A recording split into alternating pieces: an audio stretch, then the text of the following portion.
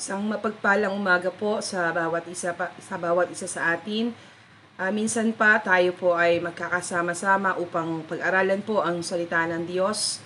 Kakain mo po muna tayo ng almusal ng ating mga spiritual at lahat po ay aking pong binabati kung nasan po kayong lugar sa oras na ito. Ang pagpapala ng Diyos ay sumagana po sa bawat isa sa atin.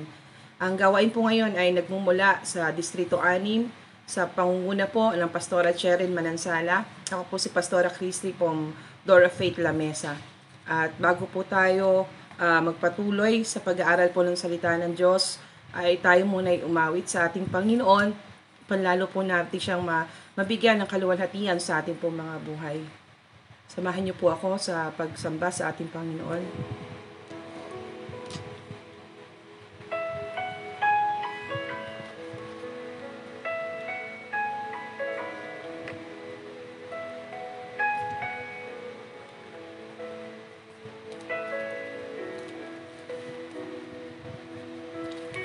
Standing in awe of your grace, setting my feet in your ways, entering into your presence, to behold you face to face. God of all heaven and earth, holding me in your embrace, unfailing love that surrounds me. Oh God, I stand amazed, my Jesus, my Lord, you're the love of my life. Wherever you go, wanna be by your side. No longer I, but Christ living in me, serving you for all eternity.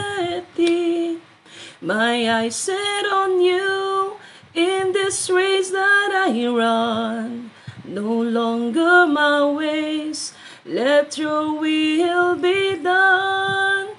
No longer I, but Christ living in me, serving you for all eternity.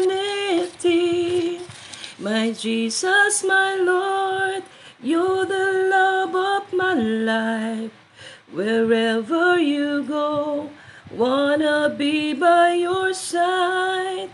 No longer I, but Christ living in me, serving you for all eternity. Hallelujah. Ulitin po natin ang awit. Standing in awe of your grace, setting my feet in your ways, entering into your presence, to behold you face to face. God of all heaven and earth, holding me in your embrace, unfailing love that surrounds me. Oh God, I stand amazed, my Jesus, my Lord, you're the love of my life. Wherever you go, wanna be by your side. No longer I, but Christ living in me, serving you for all eternity. My eyes set on you in this race that I run. No longer my ways, let your will be done.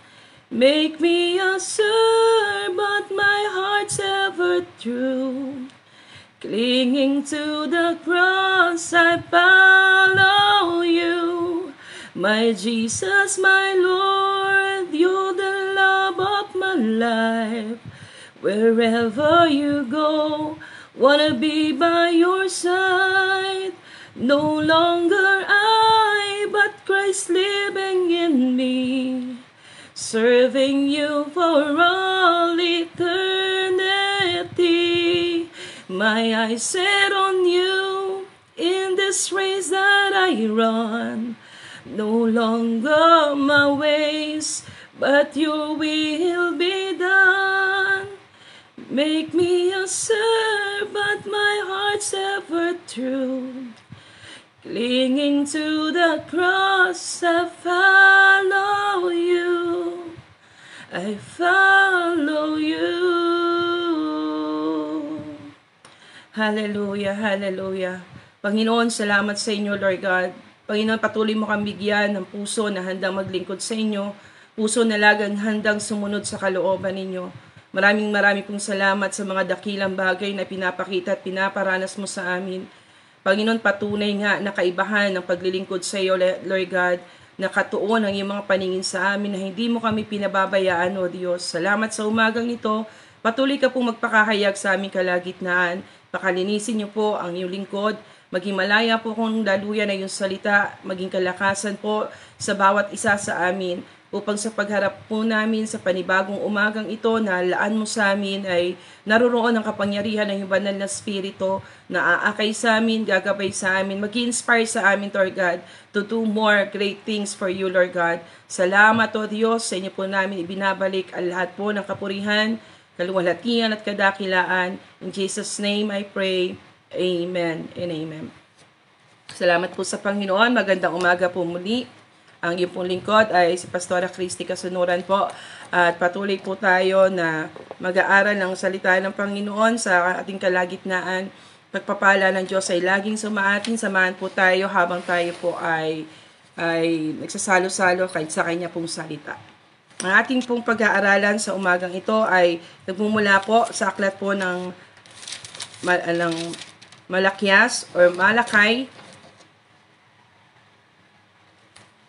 Malakay 3:18, pero babasahin na po natin ang kabuuan po ng Malakay 3:13 hanggang 18 po. Kayo nyo po mga tangang Biblia ay maaari pong makisabay po tayo kayo po sa akin na tayo po ay magbasa ng salita ng Diyos. Ang sabi sa Malakyas 3:13 hanggang 18. Masasakitan sinabi ninyo tungkol sa akin, sabi ni Yahweh. Ngunit tanong ninyo, ano ba ang sinabi namin laban sa inyo? Sabi ninyo, walang saysay ang maglingkod sa Diyos. Ano ba ang mapapala natin sa pagsunod sa kanyang mga utos o sa pagpapakita natin kay Yahweh na nagsisisi tayo sa nagawa nating kasalanan?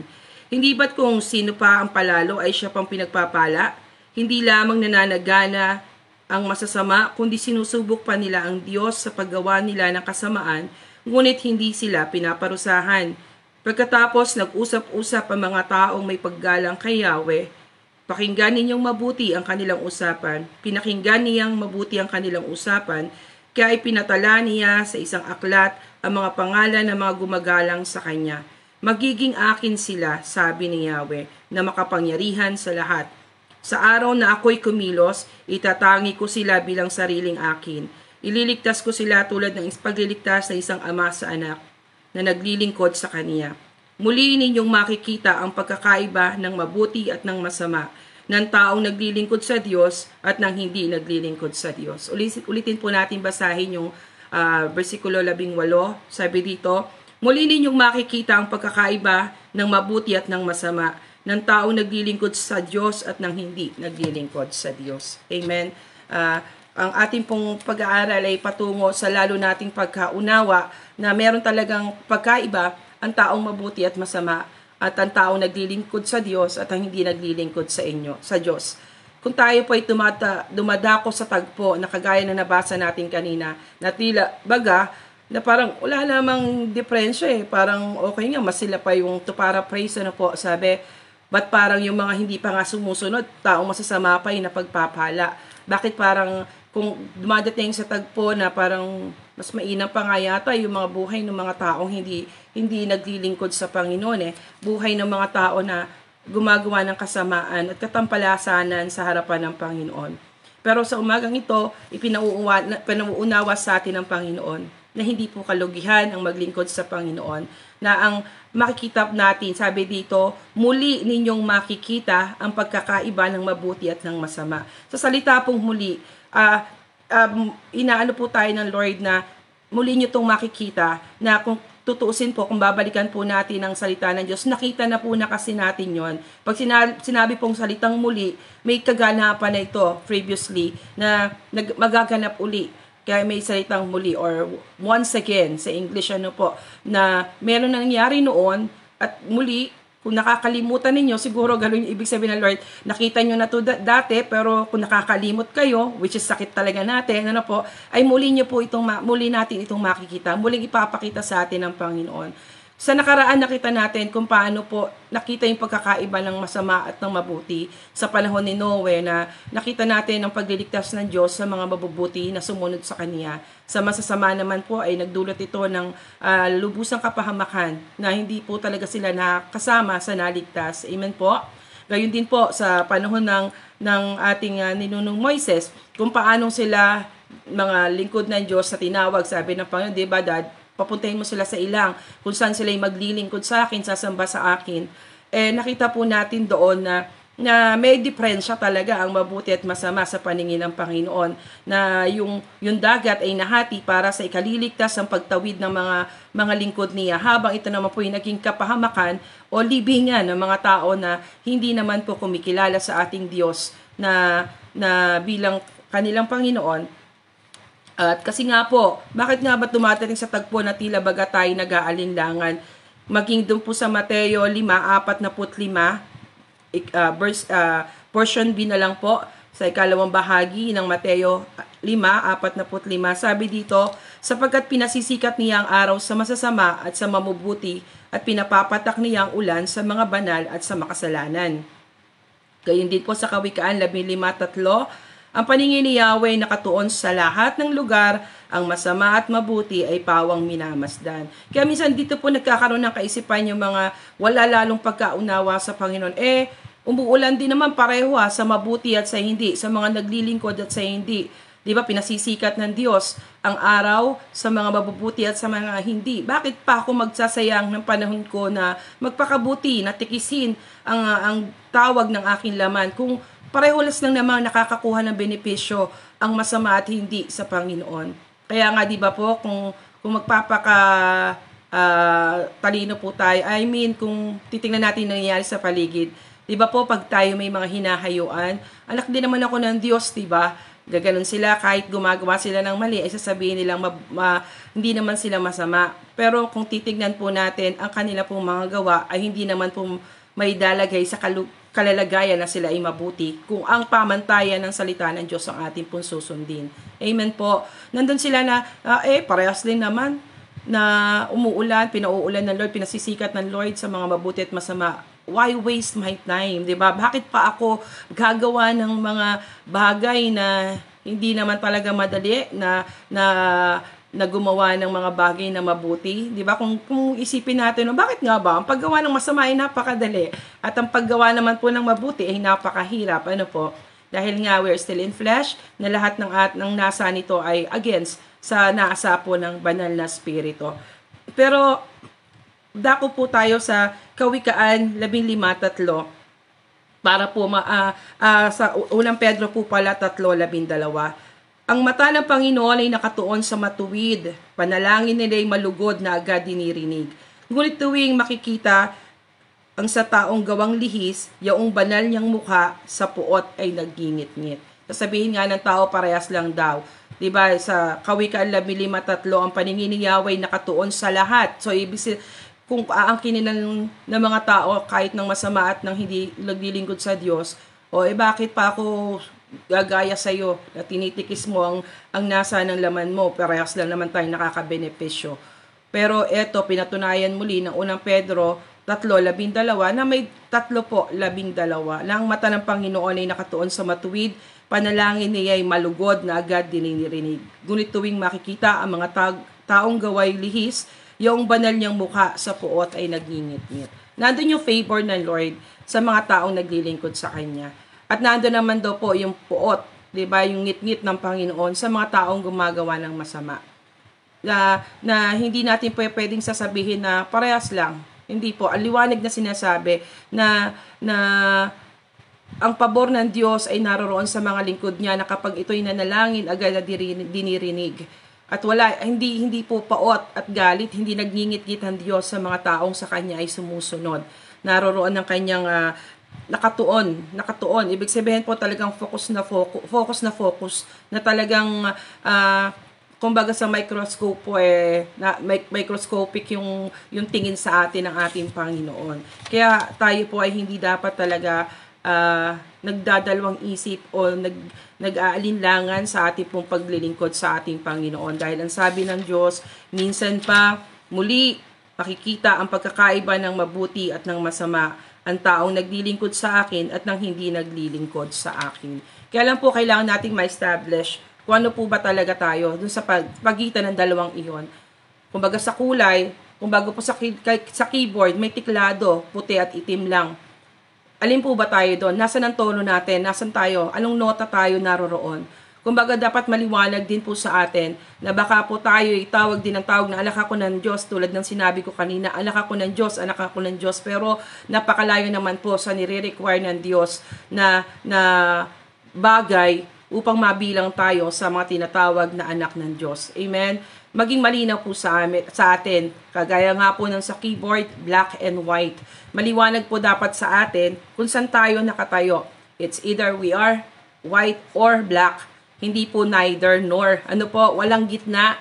We should make a rightful decision. Walang gray color. Ano po, if there's still gray portions in our lives, linawin na po natin ito sa Panginoon. Ano po, magpakaputi na po tayo at kailangan natin itong masiyasat sa ating mga isipan. Paano natin ito makikita, paano natin mapapatunayan o masisiyasat na tayo po ay nabibilang sa puting kulay ay kung sa atin pong relasyon sa ating Panginoon. Ano po ba yung relasyon natin sa Panginoon at sa ating kapatid, sa ating mga kapwa manggagawa?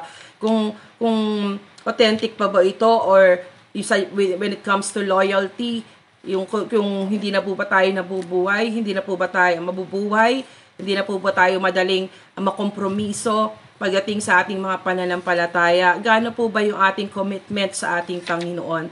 Gaano po ba yung kalalim yung ating pagsuko ng ating mga buhay sa Panginoon? Natatapatan pa ba ito ng monetary values? Na kapag ang araw ng panambahan ay may nag-offer sa atin na sige, I will triple your salary just to work.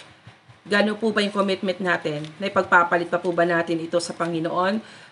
Tayo lang po yung nakasasagot na yan. Tayo lang po yung nakababatid. Kasi higit sa kanino man, higit sa Panginoon, una, ang Panginoon, pangalawa po, ay tayo lang po talaga yung higit na nakakakilala sa ating po mga sarili. Our authenticity at ang ating pong pagiging lingkod ng Diyos, pasiyasat po tayo sa Panginoon, ano po, tayo lang higit sa lahat na nakakakilala sa ating mga sarili. Sabi ko nga, habang pinag-aaralan ko to, totoo no, hanggat hindi pa po tayo nakakarating sa finish line at sinasabi na sa atin ng Panginoon yung mga dialogue na, yung mga salita niya, welcome my good and faithful servant, doon lang natin masasabi talaga how authentic our relationship with God, na nandun na yung katagumpayan ng lahat ng bagay, na dapat yung commitment po natin sa Panginoon ay with consistency, na talagang hindi po ako Kristiyano ngayon lang or linggo lang and tomorrow and the rest of the days, hindi na. Kumbaga maging consistent po tayo when it comes to commitment to our God.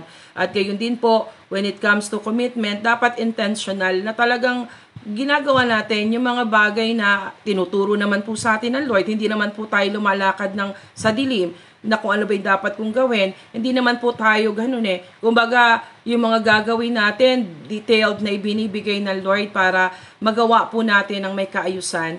Kaya, ang pagiging puti po ay nasa sa atin na rin po kung talagang lalakaran natin na umiwas po tayo sa magpapamantsa ng ating mga kulay, umiwas tayo sa mga bagay na pagkakaroon ng yun nga, mancha, ng discoloration sa pagiging puti natin. There are just two colors, the white and the black. San tayo doon? Wala pong gray area. Pinaniwala tayo dati ng mga dati nating pananampalataya na may gray area, na may purgatorio, but that is not true. Ang kulay na dapat na i-establish lang po sa atin ay white and black for us to really yung makita sa atin ng Lord kung saan tayo nakalugar, saan natin inilulugar po ang ating mga sarili. Oo, nandun na po, by grace we are safe, pero yung kaligtasan na yun ay dapat po ay pinananatili po natin at iniingatan din po natin. Hindi po tayo puti na, naglulumublog pa po tayo sa putikan at ninanasa pa natin na matalamsikan, paminsan-minsan ang mga kasalanan ng mga karumihan, dapat po iwasan na po natin. Ano po? Para po maranasan naman natin yung sinasabi ng Lord na minsan o muli ninyong makikita ang pagkakaiba ng mabuti at ng masama, ang taong naglilingkod sa akin at ng hindi naglilingkod sa akin.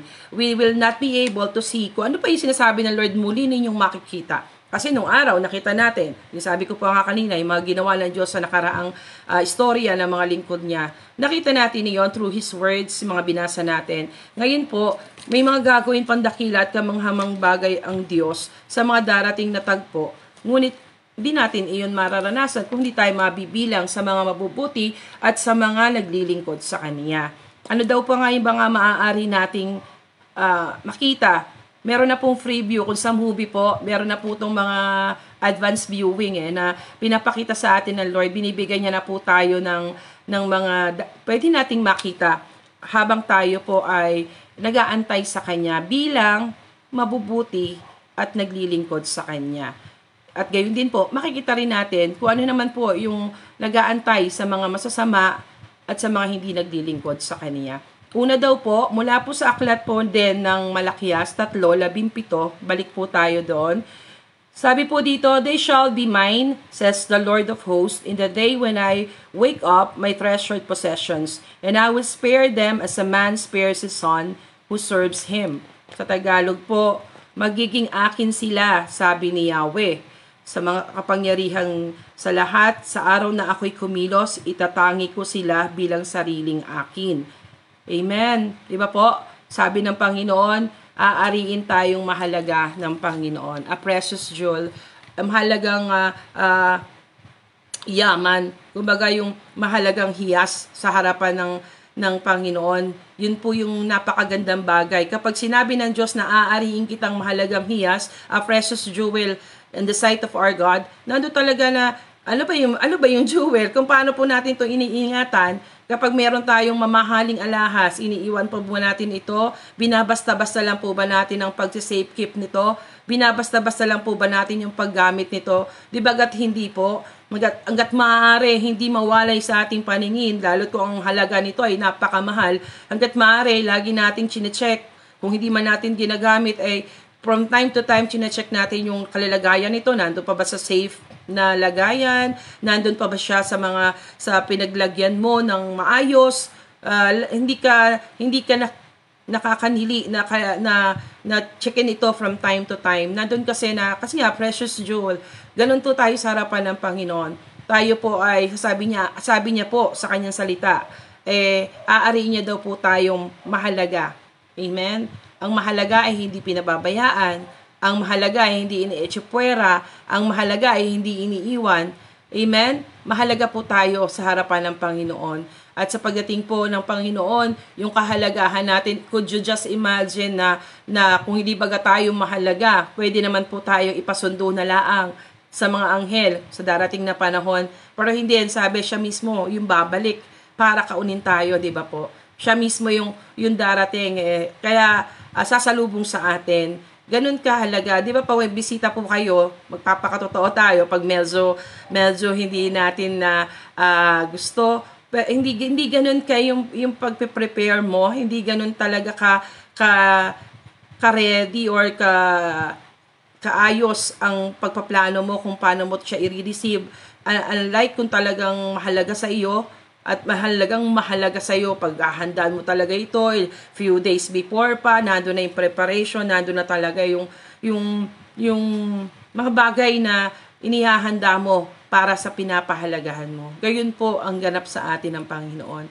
Sa darating na panahon daw po, muli nating makikita ang kaibahan ng masama at mabuti, ang kaibahan na naglilingkod sa Diyos at ng hindi naglilingkod sa Diyos. Kaya hindi po dapat tayo nasisiraan ng loob sa mga panahon na tayo po ay nakakaranas ng mga paghihirap. Kung nakikita natin ang mga taong masasama ay umuunlad at umaayos, habang tayo na patuloy na susumikap makasunod sa Panginoon ay nakakaranas ng kabi-kabilang pagsubok. Dahil meron naman pong reward awaiting for us, for each and every one of us.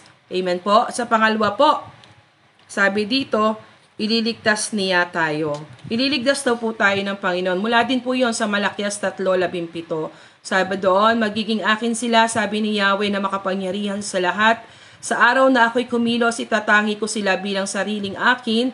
Ililigtas ko sila tulad ng pagliligtas ng isang ama sa anak na naglilingkod sa kanya. Amen? Amen po. Patulad daw po ng isang ama na naglilingkod sa kanya, ililigtas tayo ng Panginoon. At kung tatanungin natin po, saan ba ako ililigtas ng Panginoon? At pare-pareho na nating alam iyan. Pero basahin po rin natin sa Malakias 4:1-2. Darating ang araw na gaya ng isa nagbabagang hurno, tutupukin ang mga palalo at masasama, gaya ng dayami at walang matitira sa kanila, sabi ni Yahweh na makapangyarihan sa lahat. Ngunit sa inyo na nagpaparangal sa akin ay sisikat ang aking katarungan na tulad ng araw, at ang sinag nito'y magpapagaling sa inyo. Lulundag kayo sa tuwa na parang mga guyang pinalaya sa kulungan. Sa araw na ako'y kumilos, magtatanggumay kayo laban sa masama, at sila'y tatapakan ninyo na parang alabok, sabi ni Yahweh. Amen? Ano po ba ang itsura ng isang guya na nakalaya? Amen? Nakaranas na po ba kayo na sa sobrang kagalakan, talagang napatalon ka lang na napatalon, na talagang parang hindi mapapatid ang iyong kagalakan?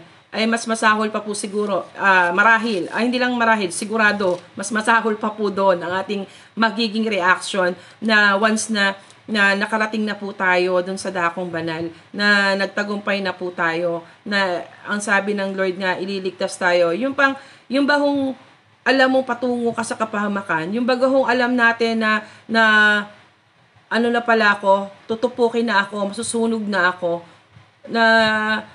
ay para po mga panahon po ni Ferdinand Marcos na yung mga papatay na, nasa death row, 'di ba po? Tapos biglang pag tumawag ang Pangulong Marcos na spare na, hindi na yan sasama. Ganun marahil yung mararamdaman natin, mas matindi pa doon, kasi knowing that we are being spare doon sa tiyak na kapahamakan. Anong sabi? Sisilaban silang parang dayami. Nakita po natin kung paano po ang dayami ay nasisilab. Na kapag ito'y nasilab, na mula sa pagiging dayami, talaga asin wala pong natitira Kahit yung abo na papowderize talaga Kumbaga, gaano po katindi yung pain nun. At yun po, yung maranasan lang talaga din natin yung pagliligtas ng Panginoon. Wala na po, ayan, tama po, the presidential pardon. Diba? Kumbaga talagang maranasan natin man lang yun. Talagang tayo po ay magbimistulang guya na magtatatalon sa tuwa. Ito yung description ng salita ng Diyos. Kaya, salamat po sa Panginoon na ating pinaglilingkuran. Bagamat mahirap, bagamat hindi madali, kanya-kanya po ang mga pamatok na ating binibitbit. Kanya-kanya po yung mga suliranin, mga alalahanin, mga bagay na kapag napagtagumpayan naman natin ay makita natin lalo nagpapatibay sa atin. Bagamat naririyan na nakikita natin evidently in our own naked eyes kung paano nagpa-prosper ang mga masasama, wag po tayo magdalang lungkot o lumbay. Lagi po nating isipin na ang sabi ng Diyos, muli nating makikita ang kaibahan ng mabuti sa masama. Ang kaibahan na naglilingkod sa Diyos at ng hindi naglilingkod sa Diyos. At ang kanyang mga pangako na tayo ililigtas, na tayo ay aariing mahalaga. Ang baga talagang a precious jewel before the eyes of the Lord. Ayun po ay kung ipantatapat sa mga yamang meron sa lupa. Di ba yung kanta nga, aanhin ang yaman sa mundo. kung wala naman ng Panginoon, 'di ba? Wala po talagang kabuluhan ng lahat ng bagay kung tayo naman po ay mapapahamak. Kaya mga kapatid, muli ma-inspire tayo sa pangako ng Panginoon na muli natin talagang mararanasan 'yon, yung kaibahan. Huwag tayong magpadaya kasi nadadaya nga po yung iba, 'di ba? Ano naman gagawin ko? Bakit pa ako magpapakabuti kung parehas din lang naman na nakukuha ng masama at ng mabuti? Amen? Magpakabuti po tayo lalo. White, as in white. Whiter than the snow. Amen? Magpakaigi na po tayo. Ang tiklado natin ay puti, anditi po tayo itim. Manatili po tayo sa ganung kalalagayan upang maranasan natin ang pag-aari ng Panginoon sa atin at ang pagliligtas ng Panginoon sa atin. Marami pong salamat at patuloy po tayong pagpalain ng ating Panginoon. Patuloy po tayong magpakabuti, magpakasaya, magpakaligaya sa ating paglilingkod sa ating Panginoon. Ano man yan, mga bagay na nagpapahirap sa ating kayang-kaya ng Panginoon. Sa Diyos po ang laging kapurihan at kaluwalhatian. Pagpapala po ay sumagana sa ating lahat. Tayo po ngayon ay manalangin. Samahan niyo po ako sa maikling pananalangin. Ama naming Diyos sa dakila, Panginoon, at Ama ng aming Panginoong Hesus, salamat po sa inyo sa umagang ito. Salamat po sa pagpapaunawa na hindi nawawalan ng kabuluhan ng lahat ng aming paglilingkod sa inyo. Ang lahat ng aming kaabalahan, ang lahat ng aming struggles, trials, Lord God, lahat ng ito ay mahalaga, Panginoon, sa kabuuan ng kung paano at anong hinuhulma mo po sa amin. At patuloy mo ipaalala sa amin, Lord God, hindi natatapos dito ang lahat ng bagay na hindi kami dapat na nagdadalawang isip at nasisira ang loob. Makita man namin ang pag-asenso ng iba, Lord God, lalo higit ng mga hindi naglilingkod sa inyo dahil meron po kayong higit na dakilang bagay na nakahanda para po sa aming lahat. Patuloy niyo kaming pagpalain, Lord, sa aming mga buhay paglilingkod. Lagi naming makita ang positibong pananaw, mga bagay na ito, looking forward as always. Panginoon, nakatuon ng paningin sa langit na bayan. Pagpalain niyo po ang bawat kapatid na naririto ngayon sa umagang ito, ang bawat babae at lingkod mo, Panginoon, na inuuna ang iyong kaluwalhatian. Kayo po ang magpala ng kanilang mga nasa, ang lahat ng kanilang mga plano sa buhay. Panginoon, kayo ang kumilos. Maraming salamat. Patuloy niyo pong pagpalain ang aming mga tagapanguna. Kayo ang kumilos sa kanilang mga buhay. Kayo pong patuloy na magbigay pa sa kanila ng karunungan, ng mga kaisipan at kaalaman kung paano po mapapangunahan ng lalong dakila ang gawain ninyo, Panginoon. Ingatan niyo po ang kanilang mga kalusugan. Saan man sila naroroon sa ngayon, mas lalo pa sila maging kagamit-gamit para po sa inyong kaluwalhatian. Ang Pastor Joseph Masaredo, ang kabuuan na po ng Masaredo family, Lord God, ang lahat po ng district supervisors from District 1 to 9, continue to bless and anoint them, Lord God. Continue to shower them all your blessings, Lord God. Salamat sa inyo, Diyos, kayo dakila at banal. Maraming salamat ng kaubuan po ng Dora Faith Church ay inyo pong kalingain, pagkaisahin, Lord God, hanggang sa panahon, Panginoon, na kami babalikan mo. Panginoon, patuloy nga ng katagumpayan ay naroroon. Pagpalain niyo po ang mga kapatid na ngayon po'y susuong sa kanilang mga trabaho, sa kanilang mga kaabalahan, sa araw na ito, yung mga ina ng tahanan, sa kanilang tahanan, Lord God, ay makagawa po kami na may kalakasan at may kagalakan at kaaliwan na dulot ng kapangyarihan ng iyong banal na Espiritu. Muli, Panginoon, pagkaisahin mo pa po kami sa mga darating na araw ng aming pong pag-aaral ng iyong salita. Maingat po namin pinagkakatiwala sa inyo ang umagang ito at sa kabuuan po ng maghapong ito. Sa iyo ang lahat na papuri, sa inyo po ang lahat ng pasasalamat at pagsamba.